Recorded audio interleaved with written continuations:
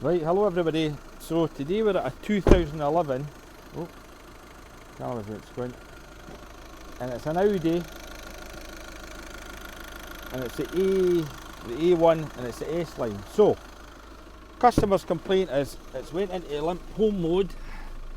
You see the lights on the dash, DPF lights showing, the glow plug lights flashing. So I pulled the code from the thing, so let's see here. Oh dear, it's all going to pot this morning. Today, sorry. So there you go.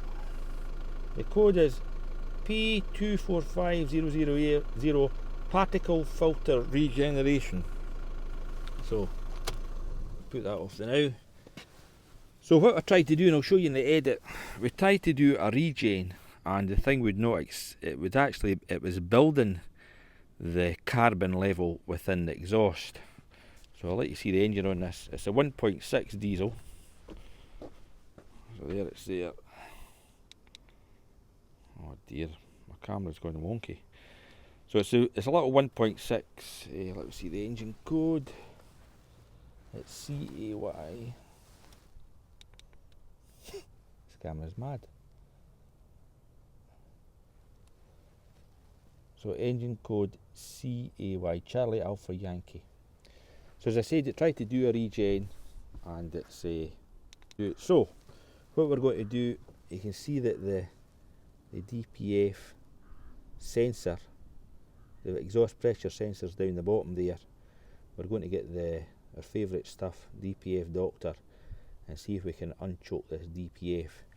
Now what the guy says, it takes ages for this little engine to get up to temperature, and I noticed that. But once it gets here, it seems to be fine, so I don't know if maybe got a lazy thermostat. But he was saying on the forums, they're all exactly the same.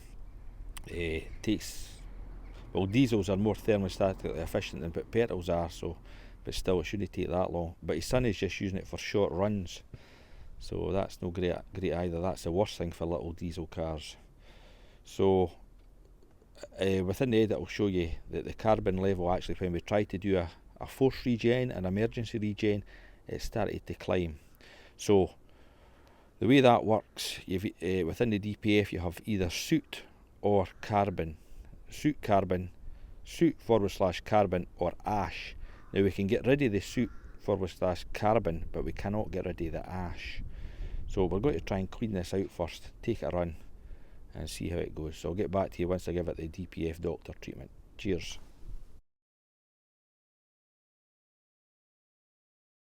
Here's a strange anomaly.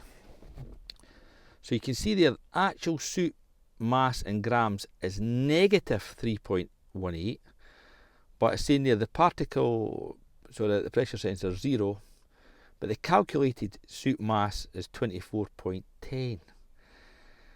Now, where is that getting that figure from? Because I've seen a particle last regen was 52,798.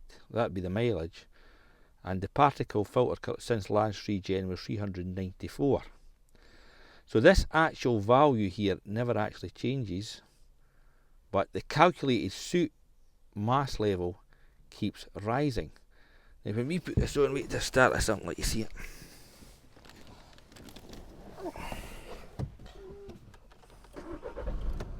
So that's the engine started. And we're in limp home, so we can only get to 2,500 revs. So we're getting to 13 hectopascals, and that's like 0.2 of PSI, so that's nothing. So where is it calculating these two figures from? And as you see, this actual soot mass, when I leave the ignition on with the engine off, that still remains exactly the same. So what I'm going to do is disconnect the DPF pressure sensor, although I don't think that'll do it, and see what that does. It's down the back there, so I'll go and disconnect that and see what the figures go to on the scan tool. So that's it disconnected. Then you see there's another multi-plug down there as well, a brown one. So see what the scan tool says. So that reading never actually changed for that one, but the DPF went to it went to maximum pressure, I would say. So that's made absolutely no difference. That, I think I need to look at a wiring diagram, see where I think this thing's reading it from.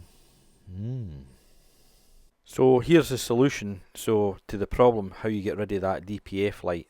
So you go into particle filter initialization under adaption. Now it was Autel for the win here, the snap-on or the launch never cope. So you go into this prime mass ash number, hit settings, and then you can just go in, and that had that number in there, 38. I just put 0 in it, hit OK, and then when you go back and it's got 0 in it. So at that you start the car and the DPF light disappears. So it's just an inferred number. So I was speaking to Steve Scott, and he reckons it was to do with maybe the coolant, well, short runs, wrong driving style, everything like that. So it needs a good run, but very slow to get up to temperature. So maybe we'll change the thermostat, and I'll let you know how we get on. But there you go, Autel for the win. Cheers.